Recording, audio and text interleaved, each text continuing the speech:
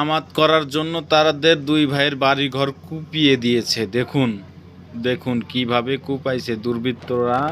তুমি কেন জামাত করতে গেলে স্বামী রে? ও স্বামী, তুমি কেন জামাত করতে গেলে স্বামী? আমার তিনটা ভাই, আমার একটা ভাইয়া বিয়ার কথা চলতেছে স্বামী রে। তুই কি করলি স্বামী রে? আমার জামাতের ভোট দেওয়া দরকার নাই। আল্লাহ রে, তুমি কি করলা স্বামী? এখন তোমার এক বেলা ভাত কে খাওয়াবে? তোমার এক বেলা ভাত খাও। তুমি কি করলা রে? দেখো, যারা ওর কথা শুনছো ওকে বাড়ি ঘর রয়ে গেছে, শুধু তোমরা তিনটা ভাই ওকে কথা শুনো নাই, তার জন্য তোমাকে এই লালত।